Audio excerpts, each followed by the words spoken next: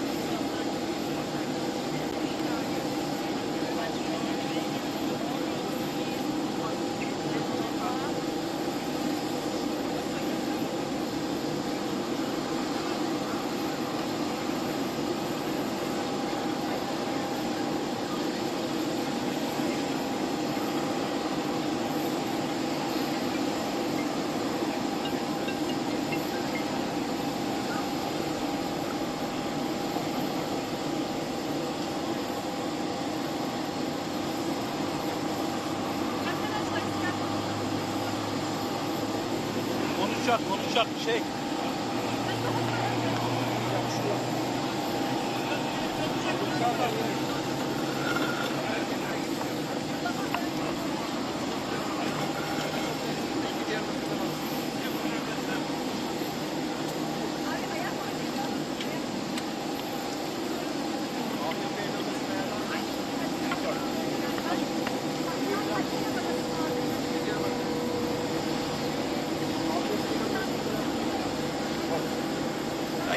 Я тут стану.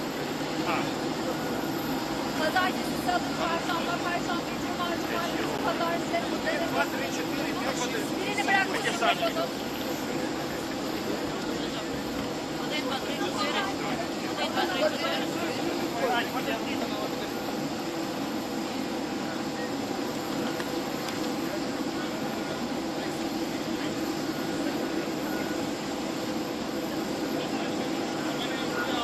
Ви Малюка бачили?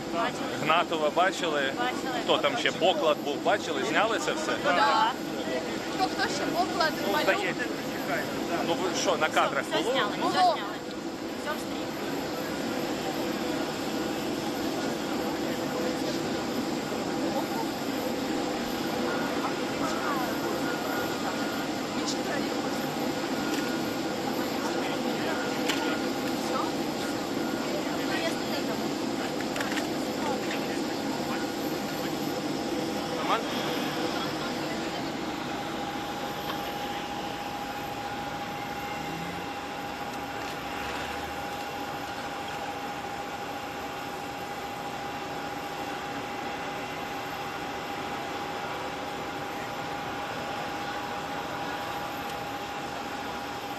Вася, Вася. Ты поставил?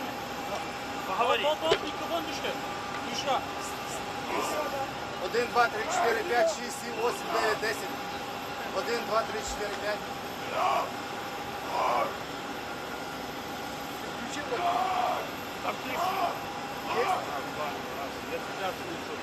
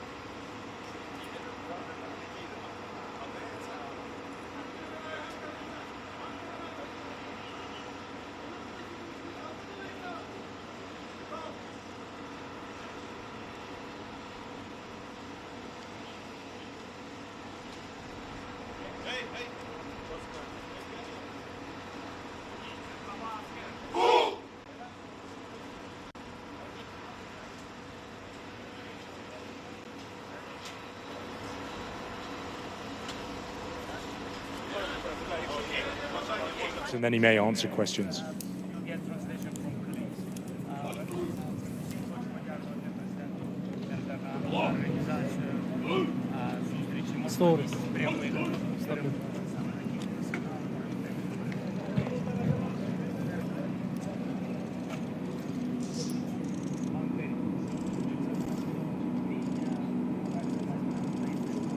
Українська сторона підтвердила їх і сьогодні саме тут, в столиці, в Анкарі. Що стосується нашого рівня, делегація у нас на найвищому рівні, Міністерство закордонних справ, мій офіс, Negotiations.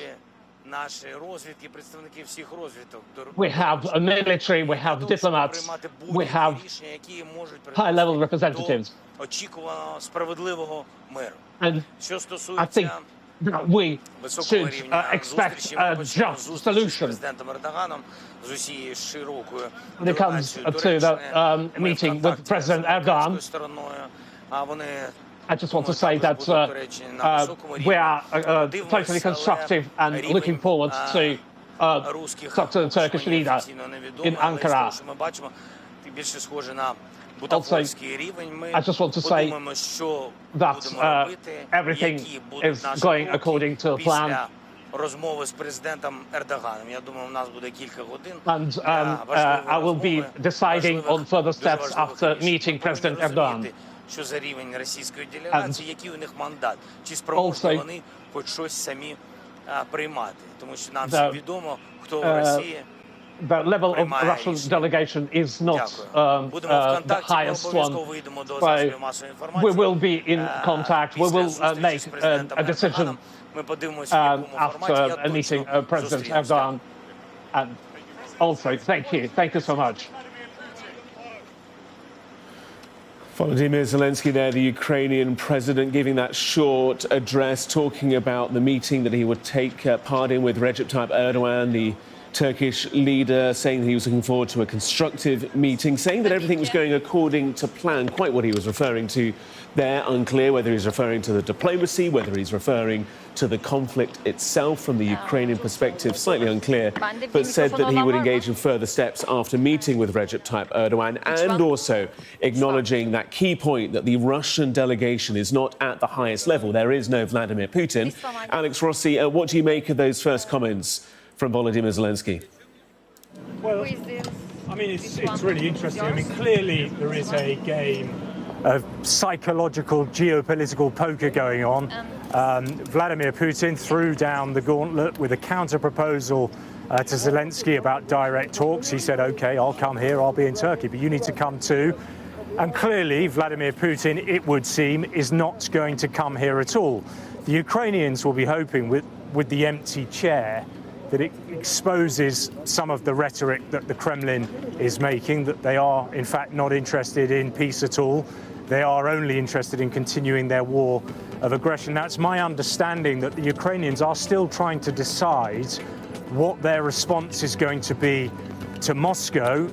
They've announced their delegation. It's going to be led by Vladimir Medensky, a former culture minister. It's a low-level delegation, a man who can't really make any decisions at all. And I think that the Ukrainians, or certainly sources are suggesting that they too will send a low-level delegation. The fear, of course, is that if they don't engage with the process at all, the Russians will be able to turn around incorrectly from the Ukrainian perspective and say, well, we sent a delegation in good faith to Istanbul, but you didn't have anybody here. So the game continues. Now, in terms of Zelenskyy, obviously we saw him get off the plane. He's just arrived here in the capital, Ankara. He is now heading towards President Erdogan's palace. The two of them are going to sit down and have a discussion. And it seems like Erdogan is also going to urge that there needs to be an unconditional ceasefire, and it does need to come soon. Now, clearly, what we are witnessing here is a critical juncture in the negotiations. What it all means, where it all ends up, is still pretty unclear, but it may be that this moment does lead to an end to the bloodiest conflict in Europe since the 1940s. It may very well be that all of this amounts to absolutely nothing. Zelenskyy arriving, as we can see these latest pictures, making that point, therefore, that he is taking this seriously. He is giving his all to try and achieve peace and try and achieve some ceasefire, however long, ideally those first 30 days. He also, Alex, is it not the case, needs to show the United States, and particularly Donald Trump, that he was going to turn up, that he will engage, that he is not the barrier to this. It's important, following that chaotic meeting on the 28th of February in the White House, that Zelenskyy continues to keep Trump on side since that thaw and improvement in relations that we saw at Pope Francis's funeral. Yeah, I mean, Zelenskyy has, in lots of ways, got nothing to lose by coming here. By coming here, as you say, he is engaging in the peace process that was started by the Trump administration. Donald Trump, of course, very eager to be the man that ends this war. But by doing so, he's also upping the ante, putting Vladimir Putin in a difficult position. He is saying that really the only way that we can end this thing is to have direct talks at the top leadership level. So it puts Vladimir Putin in quite a difficult position. You also have to rewind, of course, to the genesis of how all of this came about. A meeting of European allies and Zelenskyy, they called for an unconditional 30-day ceasefire. Vladimir Putin and the Kremlin tried to take the sting out of that with the counter-proposal of direct talks. Donald Trump then, of course, said, well, Zelenskyy needs to go, kind of taking the carpet from underneath the European allies and Zelenskyy, and he said, fine, I'll go. But Putin also needs to come as well if we are to make any progress.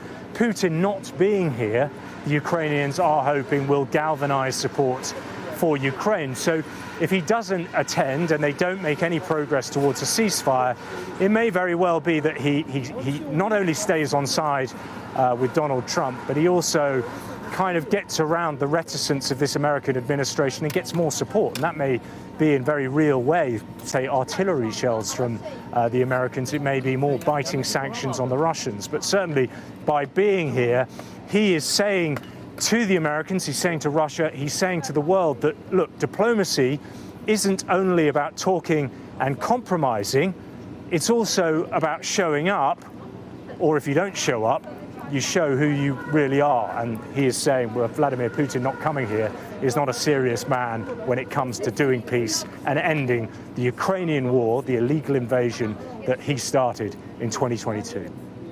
It seems, Alex, little coincidence that as Zelenskyy walked down those steps behind you, the Russian Defense Ministry has just put out 2 lines claiming to have captured further settlements in eastern Ukraine. Well, now, we can't validate the veracity of those claims, but just take us to the battlefield for a moment, if you will. What is the reality on the ground between the two sides at the moment? Well, I mean, obviously that is really the very important part in this equation. Vladimir Putin not coming here, remember, from the Kremlin's perspective, is he does not see President Zelenskyy as his equal. Why would he sit round a table with him? But more than that, as far as the Russians are concerned, they're winning in Ukraine. They may have lost plenty of men, hundreds of thousands of soldiers. They may have lost much materiel. They may be bogged down, but they are incrementally, attritionally, inching their way forwards and taking more and more Ukrainian territory. Now, this isn't taking Ukraine as they hoped to in that rapid blitzkrieg that they launched in February 2022. But as far as Moscow is concerned, they are winning on the battlefield. They have the upper hand. And therefore, they believe they have the upper hand when it comes to the diplomatic negotiations as well. So why make any concessions? Why make any compromises? And I think that that is also quite clear from this delegation that they've sent. It's led by a man, Vladimir Medinsky, who is known as a hardliner. He's an ultra-conservative, a former culture minister.